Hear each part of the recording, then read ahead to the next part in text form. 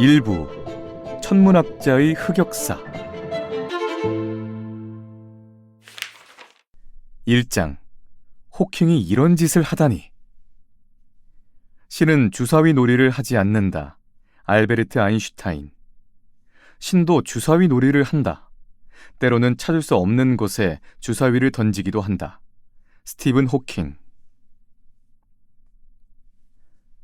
1981년에 바티칸 교황청 과학원에서 우주학 토론회가 열렸다. 이 회의에는 영국의 위대한 우주학자 스티븐 호킹이 참석했고 무경계 우주론 이론을 발표할 예정이었다. 회의에 참석한 각국 과학자들은 호킹의 이론에 열렬하게 지지했지만 이 이론에는 분명한 반종교적 함의가 있었다. 그 때문에 교황 요한 바오로 2세가 어떻게 반응할지가 사람들의 관심사였다. 우주에 경계가 없다면 하느님이 설 자리가 없어지는 것 아닌가? 교황은 이에 대해 뭐라고 말할까? 과학자들은 교황 접견일을 손꼽아 기다렸다.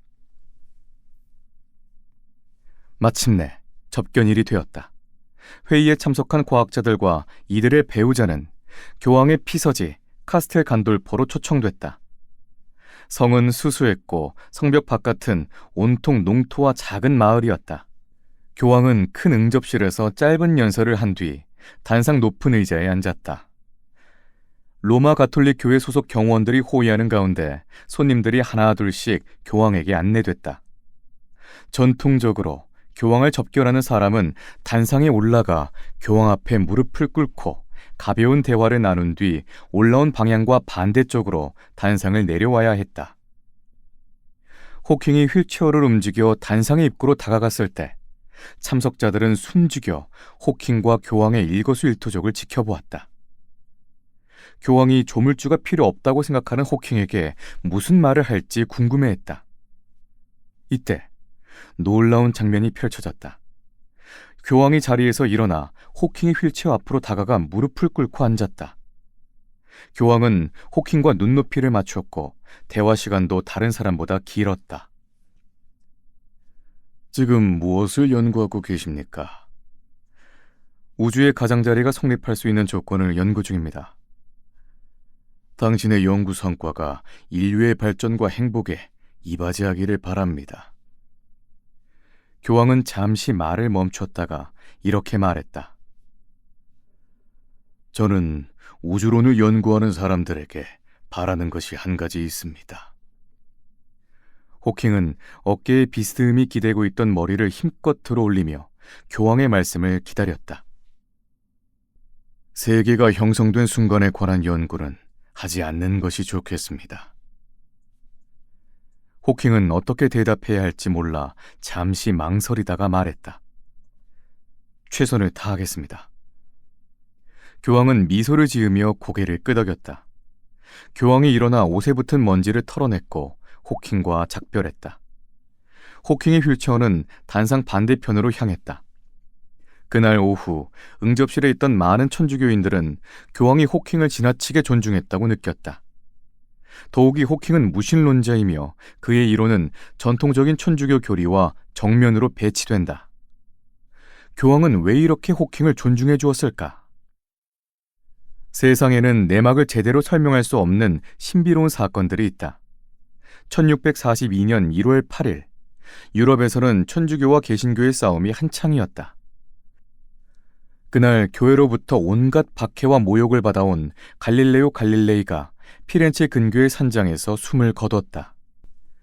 그 후 300년이 흘러 1942년 1월 8일, 갈릴레이의 서거 300주년에 우주를 깊이 탐구한 또 한 명의 과학자, 스티븐 호킹이 태어났다. 그의 고향은 대학의 도시 옥스퍼드다. 원래 그의 가족은 런던 근교 하이게이트에 살았지만 호킹의 아버지 프랭크와 어머니 이사벨은 첫 아이를 옥스퍼드에서 낳기로 했다. 당시 영국은 매일 저녁 독일군의 공습을 받고 있었다. 런던 곳곳이 무너진 건물의 잔해로 가득 찼다. 그들이 살고 있는 교회 지역에도 멀지 않은 곳에 폭탄이 떨어져 유리창이 깨지는 일이 벌어졌다. 다만 영국과 독일 두 나라 정부가 유명한 대학 도시는 공습하지 않기로 협약을 맺었기 때문에 영국의 옥스퍼드와 케임브리지, 독일의 괴팅겐과 하이델베르크는 폭격을 받지 않았다. 스티븐 호킹은 2살 무렵 하마터면 폭격으로 사망할 뻔한 적도 있었다. 호킹 가족은 그때 다시 런던으로 돌아가 있었는데 독일의 장거리 로켓 V2가 떨어져 호킹의 집을 무너뜨렸다. 당시 가족들이 전부 외출한 상태였기에 망정이지 자칫 인류는 위대한 과학자를 잃어버릴 뻔했다. 호킹의 아버지는 옥스퍼드를 졸업하고 열대병을 연구하는 의사였고 어머니도 같은 학교를 나와 의학연구기관에서 비서로 일했다. 부부가 모두 학력이 높고 명문대 졸업생이라 그런지 이웃들은 호킹 가족을 존중하면서도 그들이 좀 괴짜라고 생각했다. 예를 들면 호킹 가족은 이미 수많은 책이 있는데도 끊임없이 책을 사들인다거나 어른부터 어린아이까지 책을 읽으면서 밥을 먹는다는 것이었다. 식사 시간에도 책을 들고 있는 풍경은 다른 집에서는 예의에 어긋난다며 절대 허용되지 않는 일이었다. 호킹은 굼뜨고 서툰 편이었지만 상상력은 놀라울 정도로 풍부했다. 그의 사고는 여러 주제를 넘나들며 휙휙 바뀌었다. 그런 탓에 호킹은 적절한 언어로 생각을 표현하지 못했고 말할 때 어물거리거나 더듬거리는 편이었는데 그의 아버지도 꼭 그랬다. 호킹 가문의 사람들에게는 호킹어라는 특수한 언어가 따로 있다고 농담 삼아 말할 정도였다. 호킹의 빠르고 날카로운 사유는 어린 시절부터 친구들이 늘 놀라워하는 부분이었다. 그의 친구 중 한 명은 이렇게 말했다. 나는 그가 높은 곳에 앉아 우리를 내려다본다고 느꼈다. 그건 일반적인 총명함이나 창의성이 아니라 군계 일학이라고 할 만했다. 원한다면 호킹을 오만하다고 평가해도 좋다. 실제로 세상의 모든 것이 그의 눈 아래에 있을 테니까 말이다. 호킹은 확실히 군계 일학이었다. 그는 9살에 자신이 장래의 과학자가 될 것임을 알았다. 16살이 되자 호킹과 친구들은 시계 부품과 버려진 전화 교환기를 이용해 간단한 컴퓨터를 제작했다. 호킹은 이 논리 회전식 컴퓨터 루스의 중요 설계자 중 한 사람이었다. 그때만 해도 컴퓨터는 대학이나 정부기관에서나 사용하는 희귀한 물건이었다. 어린 학생들이 이런 컴퓨터를 만들어내자 현지 지방신문이 특집으로 보도할 정도로 많은 관심을 받았다. 그 기사에 따르면 루스는 몇 가지 산술 문제를 실제로 풀어냈다. 나중에 이런 사정을 제대로 알지 못한 학교 책임자가 루스를 쓰레기라고 생각해 폐기했다.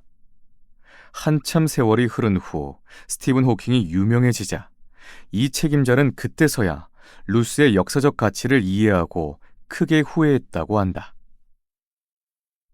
1959년 호킹은 옥스퍼드 대학교에 합격했다. 호킹은 물리학을 배우고 싶었지만 아버지는 그가 의학을 전공하기를 바랐고 둘은 논쟁을 벌였다. 스티븐 호킹은 당시를 이렇게 회고했다. 아버지는 내가 의학을 배우기를 바라셨다. 하지만 나는 생물학이 현상을 서술할 뿐이라 생각했고 근본적인 문제에 관해서는 충분히 연구할 수 없다고 느꼈다. 분자 생물학을 이해하게 된 후 좀 다른 생각을 갖게 되었지만 그때는 분자 생물학이 널리 알려지기 전이었다. 그해 10월, 호킹은 옥스퍼드 대학교에서 정식 입학 통지서를 받았다. 그는 물리학과에 합격했을 뿐 아니라 장학금도 받았다. 호킹 일가에게 장학금은 몹시 중요했다. 당시 의사 월급으로 아들의 옥스퍼드 같은 명문대에 보내기에는 어려움이 많았기 때문이다. 옥스퍼드 특유의 분위기 때문에 호킹은 공부를 소홀히 했다. 학생들은 열심히 공부하면서 높은 점수를 받는 친구를 무시했고 그들에게 그레이맨이라는 별명을 붙여 조롱했다. 호킹이 쓴 책 시간의 역사에 이런 이야기가 나온다. 그때 옥스퍼드에서는 학업을 몹시 저해하는 풍조가 유행했다. 노력하지 않고도 좋은 성적을 거두든지 아니면 자신의 지능에 한계가 있음을 인정하고 낮은 성적을 받든지 둘 중 하나를 해야 했다. 만약 무지막지하게 노력해서야 비로소 좋은 성적을 거둔다면 그 사람은 그레이맨으로 여겨졌다. 옥스퍼드 학생들에게 이 별명은 가장 모욕적인 칭호였다. 호킹은 당연히 그레이맨이 되고 싶지 않았다. 다행히 그는 지능이 남보다 좋았기 때문에 게으름을 부려도 그가 대강 계산한 바에 따르면 옥스퍼드 대학교에서 보낸 3년 중 학업에 쏟은 시간이 대략 1000시간인데 이는 평균적으로 하루에 1시간이다. 그의 성적은 교수나 친구들이 놀랄 만큼 훌륭했다. 이런 일화가 있다. 어느 날 그의 지도교수 버만 박사가 학생 4명에게 13개의 물리학 문제를 과제로 내주며 다음 주 수업 전에 할 수 있는 데까지 풀어오라고 했다. 수업이 있는 날, 다른 3명의 학생은 휴게실에서 SF 소설을 읽고 있는 호킹을 보았다. 스티븐, 교수님이 내준 문제가 참 어려웠지? 어? 아직 안 풀었는데? 친구들은 웃음을 터뜨렸다. 그중 한 명이 진지하게 충고했다. 빨리 시작하는 게 좋을걸. 우리 셋은 지난 월요일부터 풀었는데 겨우 한 문제 풀었어. 호킹은 그 말을 듣고 교수가 내준 과제에 호기심이 생겼다. 그는 그때부터 문제풀이에 돌입했다. 강의실에서 다시 만난 친구들이 호킹에게 몇 개나 풀었느냐고 물었다. 시간이 없어서 겨우 9개 풀었어. 그 후 호킹은 아버지를 따라 중동으로 여행을 갔다가 돌아와 케임브리지 대학교에 등록하여 데니스 시야마 교수의 대학원생이 되었다. 원래는 우주론의 대가인 프레드 호일의 연구실에 들어가고 싶었지만 어째서인지 시야마 교수로 바뀌었다. 처음에는 꽤 실망했지만 호킹은 곧 시야마가 매우 우수한 과학자임을 깨달았다. 그는 언제든지 호킹과 다양한 과학 문제를 토론했다. 1962년 겨울방학, 호킹은 제인 와일드라는 여학생을 알게 되었다. 그녀는 막 고등학교를 졸업하고 다음해 가을에 대학에 입학해 언어학을 전공하려고 준비 중이었다. 제인은 호킹에게서 깊은 인상을 받았다. 재치 있게 말하면서도 행동거지가 남다르다고 생각했지만 그의 지나친 자부심은 좋아하지 않았다.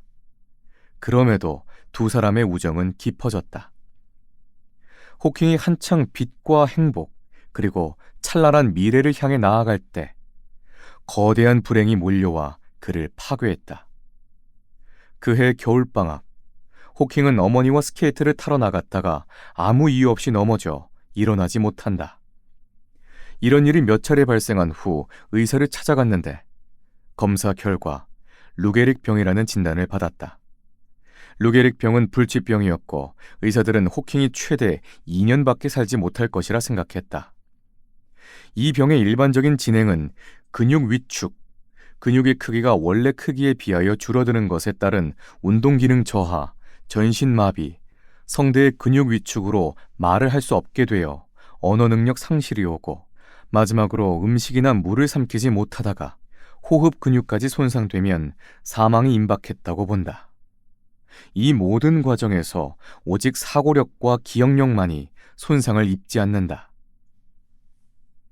호킹은 얼마나 고통스러웠을까? 왜 어린 내가 고통 속에서 천천히 죽어가야 한단 말인가? 왜? 하지만 이런 질문에 아무도 대답해 줄 수 없었다. 혼자 기숙사에 처박혀 술을 마시며 괴로움을 잊으려 했다. 그의 정신은 거의 붕괴될 지경에 이르렀다. 그러나 결국 이성이 그를 구원했다. 어차피 죽는다면 세상에 도움이 되는 일을 하는 것이 좋지 않을까? 그는 학업으로 돌아가기로 결심했다. 자신이 이론 물리학을 전공한 것을 다행스럽게 여겼다. 두뇌는 루게릭 병의 영향을 받지 않으니 말이다. 마음을 굳힌 후 전보다 더 시간을 소중히 여겼고 과거 자신이 낭비한 시간을 안타까워했다. 그는 난생 처음 공부와 연구에 몰두했다. 이때 제인 와일드의 격려와 도움도 호킹의 변화를 이끈 결정적 요인 중 하나였다. 독실한 가톨릭 신자인 제인은 강한 종교적 책임감으로 그를 절망에서 구해내기로 결심했다. 호킹의 전기 작가는 아주 공정한 태도로 다음과 같이 썼다. 이 시기에 제인이 나타난 것은 호킹의 삶에서 중요한 전환점이었다. 이 사실에는 누구도 의문을 품지 못할 것이다. 제인은 호킹이 절망을 극복하고 새롭게 삶과 학업을 시작할 수 있도록 해주었다. 한편 호킹은 더디고 힘들게 박사 과정을 계속 이어가고 있었다. 호킹은 몸이 마비되어 전동 휠체어에 의존해 움직여야 했고 1985년 이후에는 전혀 소리를 내지 못해 컴퓨터로 타인과 소통해야 했지만 이처럼 세계 최악의 장애를 가진 사람이 76세까지 살았을 뿐 아니라 최고의 우주학자이자 이론 물리학자가 된 것은 기적이다. 호킹은 1974년에 블랙홀 복사 이론으로 영국 왕립학회 회원이 되었다. 당시 32세였던 그는 왕립학회의 오랜 역사에서 가장 젊은 회원 중 한 명이었다. 1979년에는 케임브리지 대학교에서 루커스 수학 석좌 교수로 임명되었다. 310년 전 뉴턴도 이 직책을 맡은 적이 있었다. 1989년에는 훈장 컴패니언 오브 아너를 받았다. 호킹이 연구한 우주학 분야는 수학 수준이 높고 상상력이 풍부한 학자만이 할 수 있는 연구다. 또한 물리학에서 가장 심오한 이론인 일반상대성 이론과 양자장론에도 정통해야 한다. 호킹은 대단한 노력과 탁월한 성과로 초기 우주에 대한 인류의 인식을 크게 끌어올렸으며 다른 누구도 이 분야에서 호킹보다 뛰어난 공헌을 하지 못했다. 이 공로로 스티븐 호킹은 20세기 가장 위대한 기적 가운데 하나로 자리 잡았다.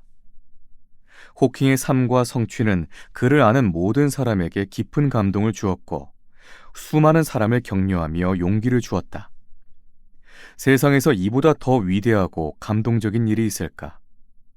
하지만 이런 호킹도 때로는 실수를 했다. 호킹은 주로 블랙홀을 연구했다. 블랙홀은 우주 공간에서 물질이 존재하는 특수한 형태 중 하나이며 블랙홀에서는 물질의 밀도가 상상할 수 없이 높아진다. 그래서 블랙홀에서는 빛도 빠져나오지 못한다. 당연히 인간의 눈에도 보이지 않으므로 이 공간을 블랙홀이라고 부르게 되었다. 블랙홀에 한번 들어가면 어떤 물질도 다시는 밖으로 나올 수 없다. 블랙홀의 중력이 워낙 커서 빛조차도 탈출하지 못하기 때문이다. 빛은 어느 정도의 거리를 달아났다가 더 이상 빠져나갈 힘이 없어지면 다시 블랙홀로 빨려 들어간다. 이것은 우리가 허공을 향해 소총을 쏘는 것과 비슷하다. 처음에 총알은 의욕적으로 하늘을 향해 날아가지만 잠시 후 어느 정도의 고도에 도달하면 중력의 작용으로 힘이 빠져 지구로 떨어진다. 블랙홀은 중력이 엄청나게 크기 때문에 총알은 물론이고 미사일이든 빛이든 모두 일정 거리까지 날아간 다음에는 꼼짝없이 급커브를 돌아 블랙홀 안으로 들어와야 한다. 빛이 가장 멀리까지 날아간 지점을 R2라고 할 때 이 R2를 반지름으로 그린 원의 경계를 사건의 지평선이라고 한다. 사건의 지평선은 곧 블랙홀의 경계다.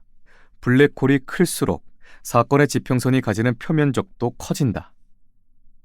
호킹의 위대한 공헌이 바로 이 원의 면적 파이 R2의 제곱을 연구한 것이다.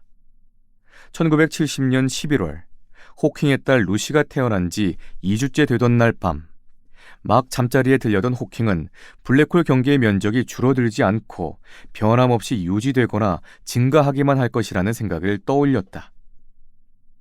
이런 규칙을 적용하면 블랙홀의 성질과 작용에 중요한 제한을 둘 수 있고 이 블랙홀 면적과 열 역학의 엔트로피 사이에 있는 커다란 유사성을 일깨워 줄 수 있다. 열 역학 제2법칙은 고립계의 엔트로피가 줄어들지 않고 그대로 유지되거나 증가하기만 한다라는 것인데, 그래서 열 역학 제2법칙을 엔트로피 증가의 법칙이라고도 한다. 특이하게도 블랙홀 면적이 엔트로피와 동일한 차원을 가진다는 것을 보여준다.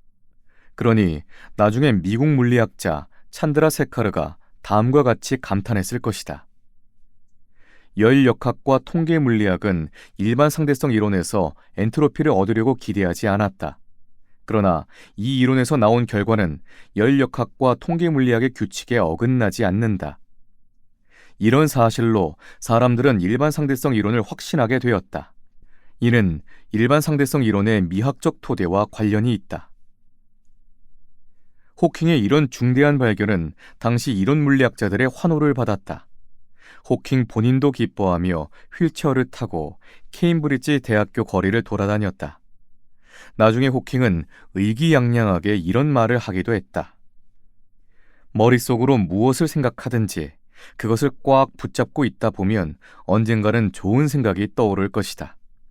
당시 호킹이 느꼈던 흥분이 고스란히 전해진다. 얼마 후 아무도 예상하지 못했던 일이 발생했다.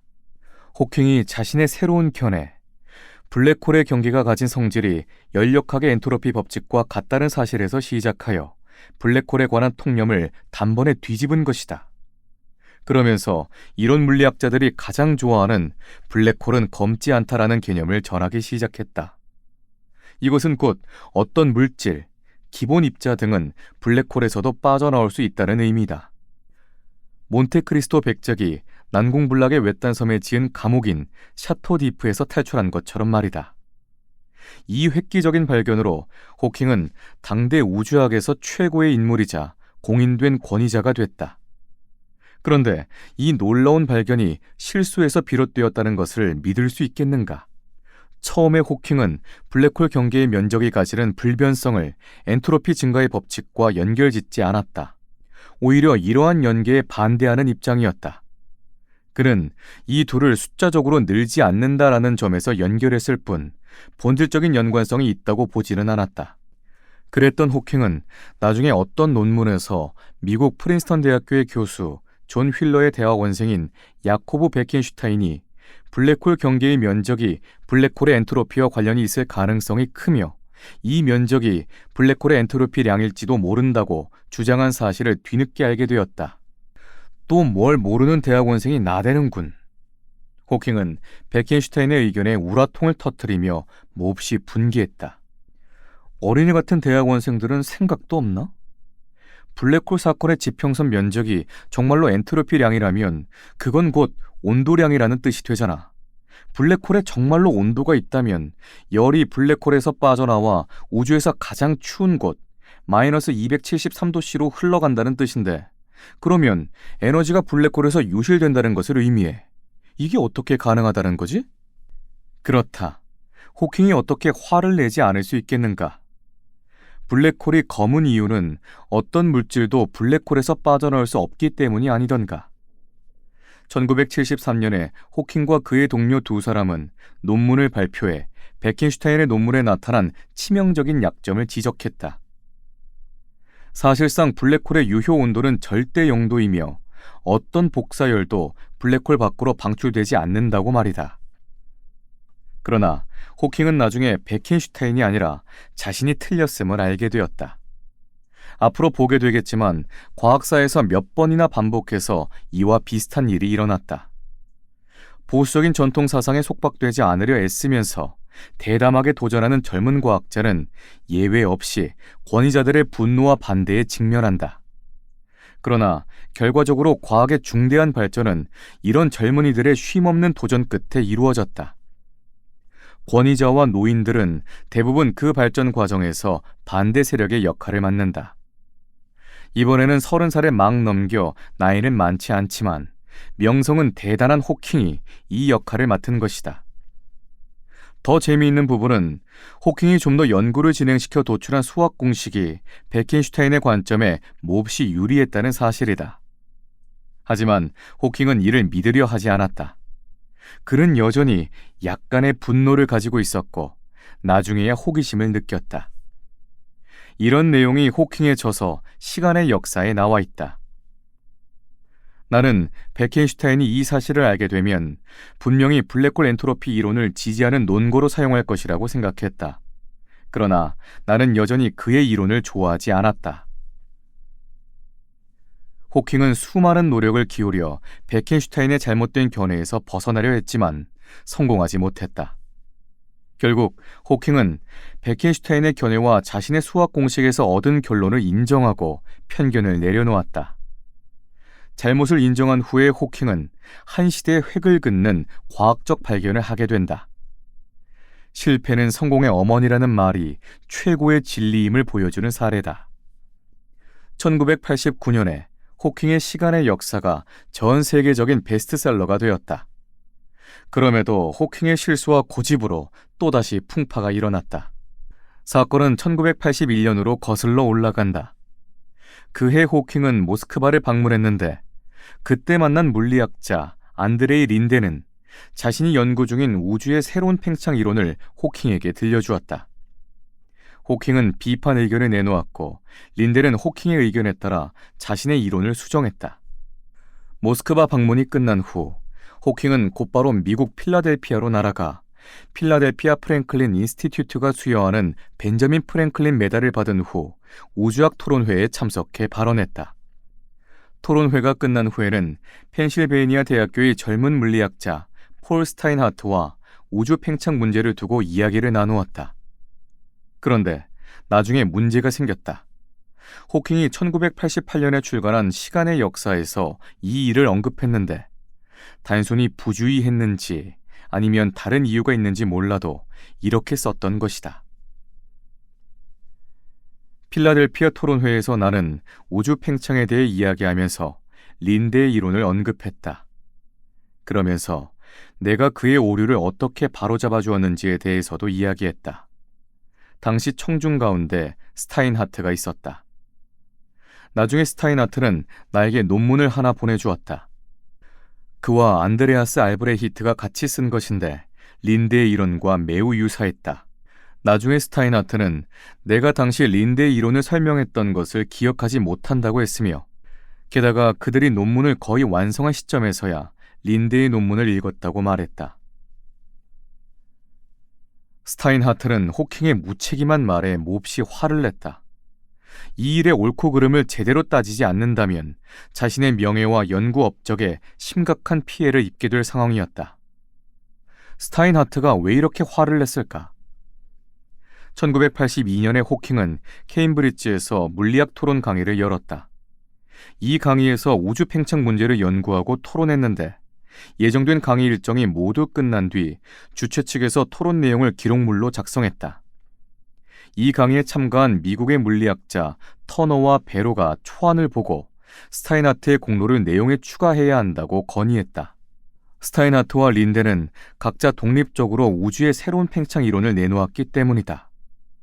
호킹은 공로를 나눠주자라는 그들의 제안에 찬성하지 않았을 뿐 아니라 스타인하트와 알브레히트의 이름을 빼는 대신 호킹 모스의 이름으로 된 논문을 참고자료에 넣으라는 의견을 내놓았다. 터너와 베로는 호킹의 무분별한 태도에 크게 화를 냈다.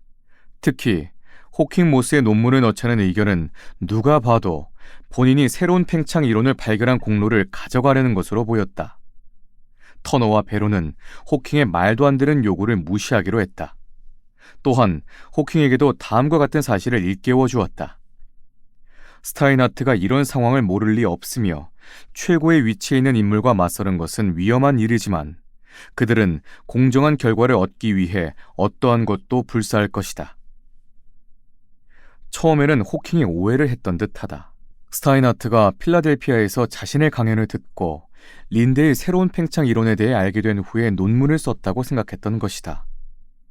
그래서 스타인하트가 우주의 새로운 팽창 이론을 발견한 공로를 가질 자격이 없다고 여겼다. 스타인하트는 이 일을 알게 된 후 곧바로 자신의 수첩과 편지를 호킹에게 보냈다. 그것으로 필라델피아에서 호킹의 강연을 듣기 전부터 이미 새로운 팽창 이론에 관한 상당히 진척된 생각을 가지고 있었음을 증명하는 동시에 필라델피아 회의에서 호킹이 린데의 새로운 사상을 언급하는 것을 들은 바가 없다고 단언했다. 호킹은 스타인하트의 편지를 받은 후 답신을 보내 스타인하트와 알브레히트의 연구가 린데의 연구와는 완전히 독립된 것임을 인정했다. 그는 또한 우호적인 태도로 앞으로 같이 협력 연구를 하자는 뜻을 비추었으며 명백하게 이 일은 여기서 일단락되었음을 밝혔다. 이것이 1982년의 일이었다. 만약 호킹이 자신의 말을 지켰다면 아무 일도 일어나지 않았을 것이다. 그러나 1988년에 그는 시간의 역사를 쓰면서 자신이 1982년에 스타인하트에게 보낸 편지에서 했던 말을 전면 부정했다. 이 책을 읽은 사람들은 호킹이 스타인하트를 헐뜯고 있다는 것을 기민하게 알아차렸다. 스타인하트는 호킹이 신의를 지키지 않은 것을 용서할 수 없었다. 이 일로 스타인하트의 명예는 순식간에 바닥으로 떨어졌고 미국의 정부과학기금에서는 그에게 연구비 지원을 중지하겠다는 결정을 내렸다. 원인은 전부 호킹이 쓴 책이었다. 스타인하트는 자신의 명성을 지키려 싸워야 했다. 다행히 1981년에 열린 어떤 학술회의를 촬영한 비디오를 찾아냈고 그 영상에서 스타인하트는 매우 확실하게 새로운 팽창 이론의 핵심적인 내용을 언급하고 있었다. 스타인하트는 이 영상을 복사해 케임브리지에 있는 호킹과 시간의 역사를 출간한 출판사로 보냈다. 몇 달 후 호킹이 답신을 보냈다. 시간의 역사 다음 판에서는 스타인하트의 기분을 상하게 한 그 부분의 내용을 수정하겠다는 편지였다. 그러나 호킹은 스타인하트에게 심각한 피해를 입힌 사건을 두고 당사자에게 직접 사과를 하지도 않았고 자신의 잘못을 공개적으로 인정하지도 않았다. 1988년에 미국에서 열린 회의에서 호킹은 터널을 만났을 때 어색하게 말을 붙였다. 나와 대화하실 생각이 있으십니까? 당신이 만들어낸 문제를 바로 잡는다면요. 나중에 세계 각국의 수많은 학자가 명백하게 그의 잘못이었다고 지적한 후에야 호킹은 조금 관대해진 태도를 보였다. 이 일을 두고 스티븐 호킹, 과학의 일생의 저자는 이렇게 평가했다. 호킹과 스타인하트 두 사람 입장에서 이 일은 이미 끝난 일이다. 하지만 호킹의 행동은 명백히 잘못되었다. 그는 성격이 강하고 고집스러운 것으로 잘 알려져 있다. 그는 이런 성격의 부정적인 영향으로 공정함의 원칙을 무시하고 말았다. 아직도 이 일로 고통받고 있는 스타인하트는 의심의 여지 없이 직업적으로 손해를 입었으며 정신적으로 받지 않아도 되었을 상처를 받았다. 스타인하트로서는 억울한 일이다. 호킹처럼 걸출한 인물은 그들의 사상과 상상력으로 과학을 더욱 생기 있게 만들지만 개성이 뚜렷한 만큼 부정적 측면 역시 크게 드러난다. 어떨 때는 이런 부정적 측면이 삶의 흐름을 원래의 방향에서 멀어지게 한다. 이 평가는 호킹의 전처인 제인 와일드가 한 말을 떠올리게 한다. 나는 스티븐에게 말해줬어요. 그는 신이 아니라고요. 그렇다. 스티븐 호킹은 신이 아니다. 다만 신의 어깨에 올라타 우주의 비밀을 슬쩍 넘겨다 보았던 행운아였을 뿐이다.